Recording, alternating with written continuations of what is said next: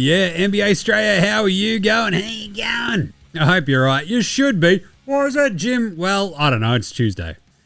And this is a Quickie Tuesday episode of NBA Straya. Literally, we're in and out today.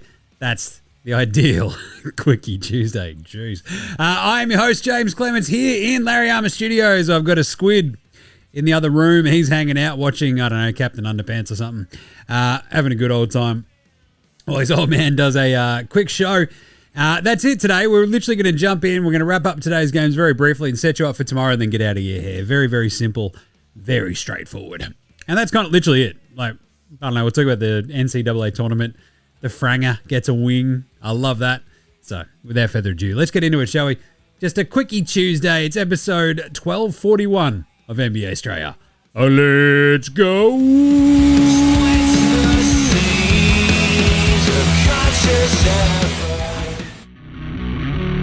This is Josh Giddey. G'day, this is Andrew Gay. This is Jack White. This is Joe Ingles. This is Darcy Daniels. This is Chris Anstey. This is Matthew Delvedova. This is Shane Hill. Hi, this is Ryan Brockhoff. This is Mitch Creek. This is Mick Kay. You're listening to NBA Australia. And you're listening to NBA Australia. And you're listening to NBA Straya. And you're listening to NBA Straya. You're listening to NBA Straya. And you're listening to NBA Straya. You're listening to NBA Australia. And you're listening to NBA Straya. And you're listening to NBA Straya. And you're listening and watching NBA Straya. This is NBA Australia. Let's do it.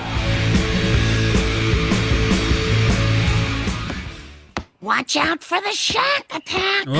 You better watch out for the school holidays attack if you, I don't know, me or any of the other dads, mums out there. It is absolute chaos when it hits school holidays. You try to do anything with the squids, you're like, oh, should have just not bothered. That's right. We'll start today's show. We start every show with the daily whip round. But also talking about, I just took the squid to the, to the shops, but also to go see a movie. Went to see The Dogman. Is it Dogman? Kids movie. Yeah, had a great time. It was awesome. We went absolute hammer and tongs, and I cannot recommend this highly enough when going to see a movie with squids. Going to the Hoyt's Lux or the very fancy one. Because like we just never go to the cinema. Old mate and I never take the squids there, basically. It's just so much of a hassle and a pain in the dick. And then you're like, all right, just me and him. This will be a laugh. We'll have a good time. Hoyt's Lux, it was absolutely unreal. It ruled. My bung foot, I've got the recliner chair, up we go. And I managed to get like cheap-ass tickets for it because it's Tuesday. Cheap-ass Tuesday. What an absolute legendary dadding experience this was. It's like $28. We get in there. We got the entire cinema to ourselves. We get free popcorn, a free drink. And I'm like, geez, should I just get like 8 beers as well? I don't care that it's 11 a.m. Let's bloody go. But anyway, it was great times. Then we had some sushi training. He's a happy little camper. But either way, the reason we're able to do that today was because the 2 games today there was only 2 games because of the NCAA title game. And it was just like one of the games doesn't matter. Maybe a little bit for Miami, but so let's do a very, very brief game wrap after we hit on a couple of little bits of news, and then we'll jump into tomorrow's previews, and that'll be it for today's show. And how good was that NCAA championship game, Florida? They did the damn thing. The Franger himself, Alex Condon, becomes another Aussie to actually win an NCAA title. You love to see that. The big unit himself. I love that. That was fantastic. So congrats to Florida, the Gators. That was a huge game. Absolutely psycho down the end. Houston, had a bit of a chance. But either way, Alex Condon, look, he looks the goods. He's an odd unit. I love him. Let's go the Franger. Congrats to Florida, I guess. The only real news over the last day or two is that Joe Cronin, he's the dude in charge of the Blazers, has got a multi-year extension, which is pretty good. I would argue he's done a pretty good job. It feels like they've got some dudes. It feels like they've got a bit of a future.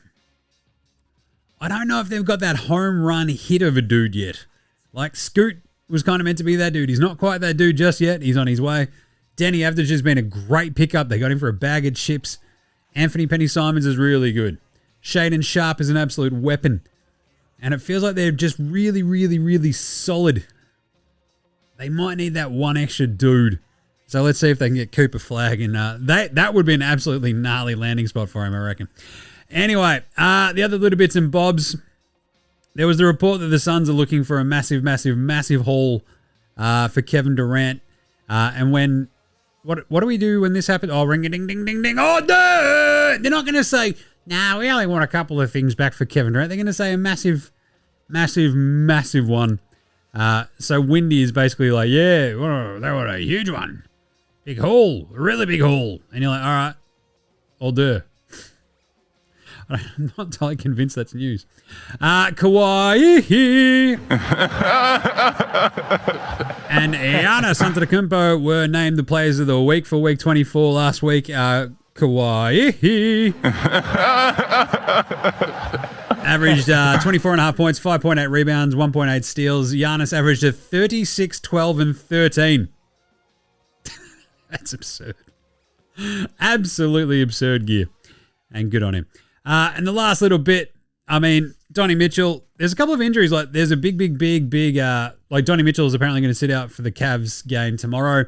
And there's a huge Lakers injury list for their game tomorrow as well. So the biggest thing really, and as I sort of sat down to do this show, we sort of hit it on yesterday's and Friday's show about how these are the things that matter from here on out. There's a raft of games that remain actually important, right? Each team has got 3 or 4 games left for the rest of the season. We literally have like a week left, right? We go through to next Monday where everybody plays at the same time, which is awesome. It's going to be an absolute cacophony of NBA, which I'm all about. But in the East, you've still got 5-6, which is a big one. And the thing that we'll hit on in a second, Detroit losing today was a bit of a tough one because they're now 1.5 games back of the Bucks in the 5 spot. I would desperately love for them to get the 5 spot, to get a repeat of a Pacers-Pistons playoff series. That would be awesome. We'll go full malice in the palace. I don't think we're going to get that. But good job by the Bucks to just get hot at the right time, I guess.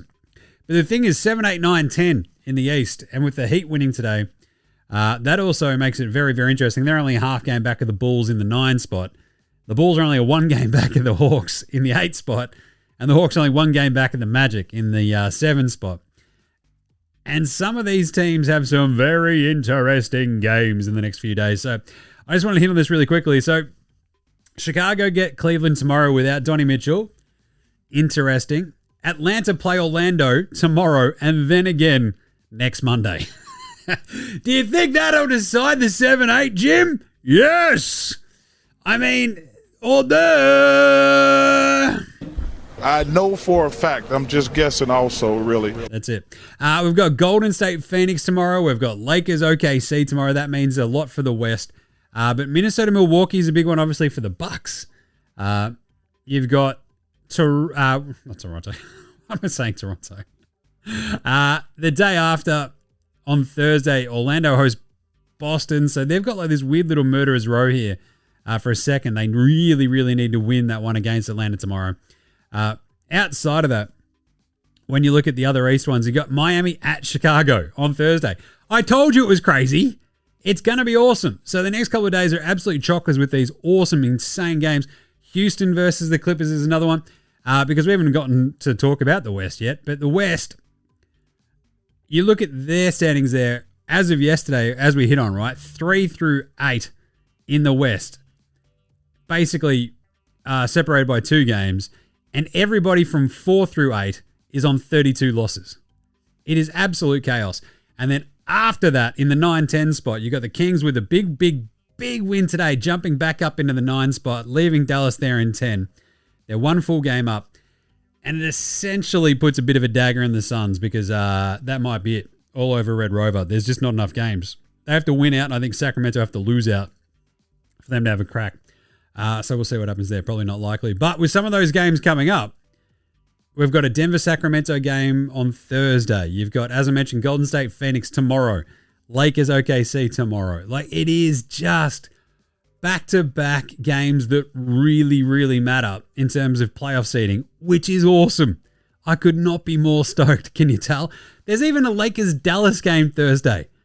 Again! Luka coming home. It's going to be awesome. I cannot wait. And then you get into Friday. You got Cleveland, Indy, New York, Detroit, Atlanta, Brooklyn. You got a huge raft on Saturday. Oh, it's going to be awesome. So Let's quickly wrap up the games that actually happened today. Bit of a weird one. There's a huge turnaround for the Kangs. I think they came from 18 points back, which was just absurd. And it was Aki Cakes, Adam Levine. It was 18 points they were down, right? Levine has 43. DeMar DeRozan there has 37. The Souvlaki King rips off 19, 15, and 10. Levine gets the NBA Straya Pro performance of the night. I'll tell you that much. Jeez. That's not a knife. That's a knife. I'm not going to do that separately, but Levine was incredible. He scored 16 straight. He had 4 straight threes. They're all pull-ups. It was absolutely gnarly. So that was really, really good by him and really, really obviously important for the Kangs. He hit like a 3 in Beef Stew's face. He gave Dennis Schroeder the 2 small, which is the pantsing of the night. It was absolutely sick. So great job by the Kangs to get it done. And then outside of that, I mean, Cade Cunningham, he's still really, really good. He had 35 in that game with 5 assists. No one else really stepped up. Malik Beasley hit 4 of 14 from downtown for 14 points. He had 19 from Tim Hardaway, the lesser. Orsar Thompson with 15. But with no Tobias, Jalen Duran only played the 20 minutes. He had foul trouble. It was chaos. And yeah, so huge win for the Kangs. And then outside of that, the Pistons, I mean, that sort of knocks them most likely, locking them away into the 6th seed. I mean, they're 43 and 36. It's just going to be really, really hard to make up 2 losses on the Bucks from here on out, with a game in hand, essentially, for this Bucks team, who will play over the next couple of days. The Bucks do play Minnesota, New Orleans, and then 2 games against Detroit. So those last 2 games of the season, it's almost like the NBA's rigged this, where it's like, we'll just set it off for maximum drama in the last week, and we'll all let it play out from there. I'm not saying it's all rigged, and not at all, Jim. I'm also not saying that. Anyway, so that'll come down for the last couple of games for the Pistons and the Bucks, but Bucks have got a pretty hefty lead over them. And then the other game, it was just a bit of a laugher. Philly 105, Miami 117. Miami just curb stomped them, 25-5 for Hero. Khalil Ware was unreal, 19-17. He wins today's better than Bronny James. He's been really, really, really good, the Kryptonian. God, I love him. Davion Mitchell, a bit of a resurgence for him, 12-9 as well. 29 each for Lonnie Walker and Q Grimes. If you're following along with the picks for Dabble today, bit bloody frustrating. They win by 12. They were up 16 with less than a minute to go and somehow only won by 12. It was wildly annoying. So a bit of an annoying. We obviously nailed the pick with the Sacramento pick yesterday, but still, either way. There we go. Those are the 2 games. So the standings as they sort of sit now. Quick standings check-in. In the East, you got 1 Cleveland. That's right. Cleveland! 62-16. Boston 58-20. The Knicks 50-28. They're all locked away. They're all happy. So are the Pacers in 4 at 47-30, 47-31. The Bucks and Pistons are 5-6. So the Bucks are 44-34. Pistons 43-36. 1.5 games back. So those 2 games at the end of the season are going to be monumental. But the thing is, they've also just got to get there. Orlando in 7, as mentioned, 1 game up on the Hawks, who are 1 game up on the Bulls in 9, who are a half game up on the Heat in 10. The Magic are 38-40. Hawks 37-41. 36-42 for the Bulls. 36-43 for the Heat. Way out west, you got the Oklahoma City Thunder feeling pretty good about themselves at 64-14. You got Houston at 52-27.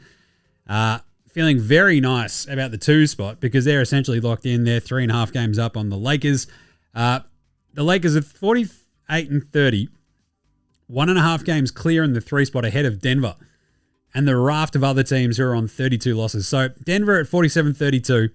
And then we have the Clippers, the Warriors, the Wolves, and the Grizzlies, all 46-32. 46-32! You help me. Who loves Tool? And the big thing for this morass, the 32 loss club, which consists of 5 teams, 4 through 8 in the West, is the tiebreaker situation. So you got to keep an eye on that. Grizzlies copping it pretty badly at the moment, but oof, it's going to absolutely banally. And then we've got the Kings and the Mavs in 9-10. The Kings are one full game up on the Mavs at the moment, 39-40. Mavs are 38-41. The Suns are 2.5 games back of that, 35-43. They'd have to win out. They've lost 6 on the trot. I don't know. I don't really see that happening. So here we are. All right. That's the standings check. That's setting you up for the rest of the week. Basically, 4 through 8 in the West is still up in the air. 7 through 10 in the East is still a bit up in the air. And then we've also got, 5 and 6 in the East, still a bit wonky. 9, 10, 11 in the West, still a bit wonky as well. So, let's take a very quick break and come up with a big set of game previews for tomorrow, because it is a big slate that matters a lot. And I just want to talk about these games. So, we'll do that right after this. This is Cam Glidden. This is Anthony Drimmick. This is Mitch McCarron. This is Jason Kadee. This is Darryl McDonald. Hey guys, this is Hugh Greenwood. Yo, what's going on? This is Illy. This is Mark Worthington, or commonly known as Wortho, and you're listening to NBA Straya. You're listening to NBA Straya. And you're listening to NBA Straya. And you're listening to NBA And you're listening to Australia. NBA Straya. You're listening to NBA Straya. And you're listening to NBA Australia. You're listening to NBA Straya.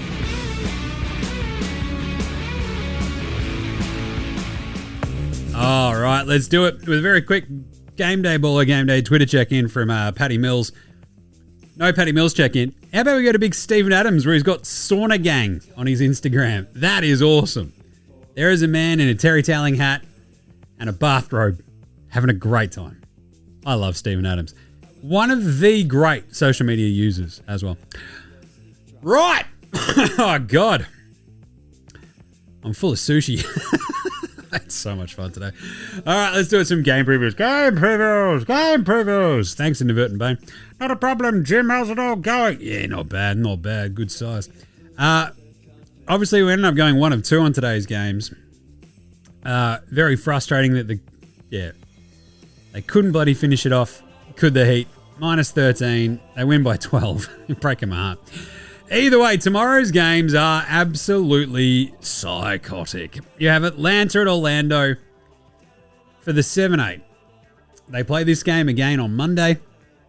The Magic Men, it's a fascinating game, isn't it? You sort of look at this, the way that the schedule is sort of landed for a bunch of this stuff, and you go, oh, right. Okie dokie. I mean, you're sort of sitting here going, are the Magic that good? Are the Hawks good enough to beat them? Like this, the Hawks won the first time these two teams played back in like November. The Magic beat them again in February. It feels like the Magic should be more dangerous. But by the same token, are they? Just, are they? Like, they're so frustrating. It's so rough to watch. But at the same time, they're 20-19 at home. The Hawks are 17-21 away. It's only a 4.5 point line for the Magic. And I do tend to feel like Dyson Daniels can carve up this perimeter offense base, ball attack of the Magic, because they don't really have a point guard.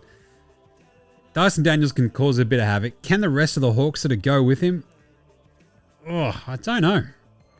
I think this game could be an absolute rip snorter between Trey, Dyson, Franz Wagner, Paolo Banchero. To throw back to the, was it last week, where I'm like, why is Paolo Banchero, like, I just want to say his name like he's a Munch on Munchero. And if you remember Munch on Muncheros, please let me know, because that was the Holden Rodeo, 1 ton Rodeo. It was that song before that song. And it was Munch on Muncheros. We're gonna munch on Muncheros. I'm going to go the Hawks in this one, just because I think they're like just slightly more reliable. If I'm going to get points with Atlanta, plus 4.5, this could be an absolute game buzzer beating game winner sort of end up sort of game. I want to take the team that's giving me points, so I'll take the Hawks plus 4.5. Memphis, Charlotte. When it comes to these games where the other team has nothing to play for, I, at the moment, am just going almost across the board with the favourite. So we're going to go the Grizzlies, despite them not being too crash hot. But they should have enough weapons to just absolutely curb stomp the Charlotte team that has just given up the ghost. 13.5 even feels a bit low. I'll take the Grizzlies. Wizards in Indy. Again, the Wizards have very little to play for. The Wizards randomly have put up a bit of a fight here and there. A little bit. I mean, they got absolutely straight killed by the Celtics on the weekend. And they lost by 12 to the Magic the other day. And that Magic game was like a pretty hefty line as well. They actually beat the Kings, remember? That was at home. In Indy, I think Indy just... That's a team who can... Well, I mean, we've already seen, right? Like, they've killed the Wizards to the tune of 162 to 109 like 2 weeks ago. I'm going to go Indy again. That is a team that can just absolutely light it up at the drop of a button. So we're going to take Indy minus 18.5. It's a massive line. Do not care. Chicago take on Cleveland with Donnie Mitchell probably missing. I'm going to take the Bulls plus 12.5. This is a big, big, big game still for Cleveland. For Chicago. Cleveland do not care. And Cleveland have been very, very scratchy the last few games, right? They've had these sort of like just, what are you guys doing kind of wins. Or they've just lost outright like they did to Sacramento. So they beat the Spurs by only 1. They got by the Knicks pretty handily. They only just eked by the Clippers. The Bulls are just tough. And without Donnie Mitchell, they'll probably be fine. They'll probably still win. But I'm going to take the 12.5 points because Chicago, behind Josh Giddey, putting up a lazy bloody 20, 10, and 9 every night post All-Star. Kobe White, it can drop 37 on your head. And if you don't have Donnie Mitchell on one side, yeah, you're probably still going to put up a half-decent bloody score. But the Bulls can stick with you. So I'll take the Bulls plus 12.5. Boston, New York. This is an absolute ripper. Or at least it would be if either of these teams had anything to play for. See, this is the frustrating part of the end of the season where teams are actually just locked into their seeds and probably don't want to give anything away. At that rate, I actually wouldn't mind taking the Knicks plus 1.5. They're at home. The Knicks, I mean, with Cat back, who knows who will actually be out there and playing for Boston at this point. They've been chopping and changing these lineups just to give dudes rest. I probably just trust the Knicks at home, that defense.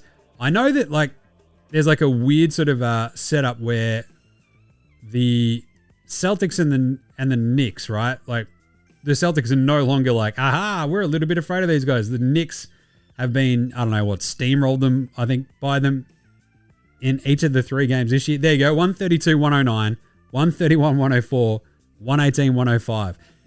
This one at MSG, with the Celtics kind of going, we'll leave this one up to Peyton Pritchard. I think I'll go the Knickerbockers. Just because I think that defense, I think they'll play their dudes because Tibbs knows no other way. I'll take the plus 1.5. New Orleans at Brooklyn, an absolute tankathon game. Who wants this more or less is the big question. Brooklyn probably win this despite themselves. And it would be an absolute travesty because it would saddle them with the 26th win and essentially take them out of the running of like tying the horrible, horrible Sixers who have now lost 12 straight for the 5 spot in the tankathon rankings, right? But I think Brooklyn are basically just locked away there anyway. So I'll go Brooklyn minus 2.5. This one though, like, I mean, the Pelicans have got nobody left. They're not playing anybody. Brooklyn's basically the same, so we'll take Brooklyn. It is a brutal game, though. Brooklyn minus 2.5. Minnesota, Milwaukee is an absolute ripper, however. Minnesota need to keep winning. Obviously, so do the Wolves. I like the Wolves. I like that defense. Even in Milwaukee, I think Giannis getting a day off the other day. Without Dame, I'm always going to query their ceiling. I'll take the Wolves minus 3.5. They've had like these really amazing flashes in the last couple of weeks. They've also had a couple of weird brain farts. But I'll take the Wolves minus 3.5. In Milwaukee. Should be a really good game. Lakers Thunder. The Lakers, everybody's questionable. So Luka, LeBron James, etc. So the Thunder are now 14.5 point favorites in this. It's really hard. This one, I'm going to take the Lakers plus 14.5 at this point just because the Thunder might also throw their arms at the air and go, well, whatever. The Lakers might just tank this game out of just curiosity because they've got Dallas coming up, which matters a little bit more to them, I guess.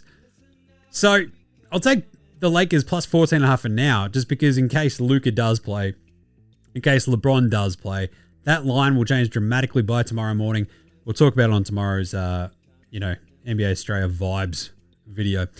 Warriors Suns, you beauty. I'm taking the Warriors at 7.5 points against the Suns. I mean, the Suns are a shell of themselves. They look horrible.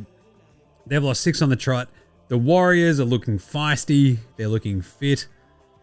Draymond's trying to win Defensive Player of the Year, despite Dyson Daniels should be winning it.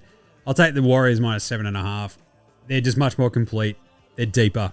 They're way better. Even in Phoenix, I do not care about the 7.5. Finally, Spurs Clippers. Is that all of them? That's not. Yep. This is the 10th game tomorrow. Spurs Clippers. The Spurs do push teams. They are a bit janky. And I kind of love them for it. They just keep trying, even though they're 32 and 46. They lost by 11. They keep losing, which is smart. But they lost to Cleveland by 1 last week. They lost by 11 to the Blazers. They beat the Nuggets the week before. They only lost by 11 to the Magic. They got killed by the Warriors. It all sort of depends on who's actually out there playing for this Spurs team. And it is only a 12.5 point line. The Clippers do tend to put hurt on teams, though. They've just been absolutely cruising along. I want to give the Spurs a little bit more credit, but the Clippers have almost been too good for me to ignore and just go, oh, well, they've just smashed the Mavericks twice. They killed the Pelicans. They dealt with the Magic. They lost to the Cavs. They smoked the Nets. I think they'll be okay against the Spurs. So I'll take the 12.5 for the Spurs.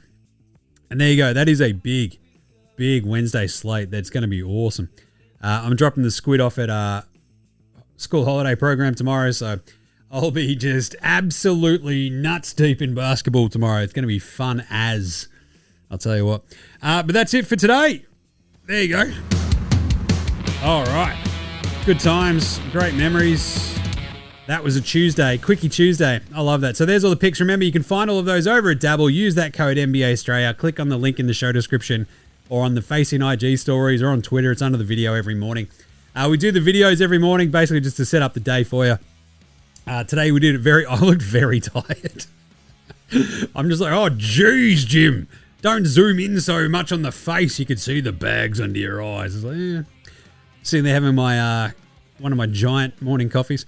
But either way, go check it out. Follow along. Copy the picks over at Dabble. We've absolutely crushed it this year. 61%, I think, across all the picks all season. We've got the tracking document. It's sick. So we've done really well.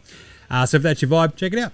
Other than that, as per usual, go follow NBA Straya across all the places you follow NBA Straya. Twitter, Facey, IG, TikTok, YouTube. Jump in the comments. Send through some yeah-nahs. I need a bunch of yeah-nahs for Wednesday's show, so send them through. That'd be really, really good. Check out NFL Straya with myself and Gaz. Check us a rating review on your podcast app. However you're listening to the show, Apple Podcasts, Spotify, YouTube, whatever app you're using on the Android phone. Rate, review, star, subscribe, whatever you can. Leave a comment. That'd be much appreciated. I would very, very, very much love you. Love you for doing that. Big thanks always go to From Oslo for the intro and outro song. They Rule, So Do. Househats, Joshua De Laurentiis, Fascinated Goldmines, Ramshackle Army, Iowa, Sex Jedi, Green, and Dozers. They're behind all the tunes you hear on the show. Smash them all on Bandcamp, Apple Music, Spotify. Ever listen to your tunes, do so. NBA Straya supports Australian bands. If they got just use Bandcamp as well. You buy anything through Bandcamp and it's like the equivalent of like a kajillion streams for any band. So just saying. But that's it. Quickie Tuesday done. We're out of your hair. We will catch you tomorrow, you dickheads. This is NBA Straya saying, look after yourselves, would ya? And school holidays, man. School holidays. Little Hosen!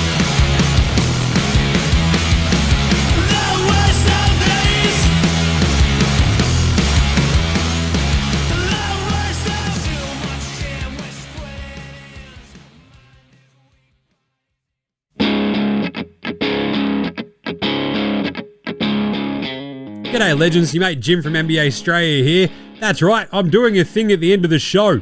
In the business we call it a thing at the end of the show, I guess. I don't know. Either way, all I'm just saying is just make sure you're rating, reviewing, starring, subscribing across all of the apps that you use for NBA Straya. Jump in the comments, give us a shout. We'll bang you in yeah, nahs. Any other questions? I'll have a crack. I've got nothing better to do, basically. Also, just ask any questions, tell me what you want to hear from the show, and sing out and let us know. And of course, if you want to help support the show, jump on the old dabble, use that code NBA Straya, click on the link that's in the show description or on the socials. It goes up whenever I do the morning vibes, etc. So if that's your thing, jump on there, use that code NBA Straya, and remember, look after yourselves, would you? This has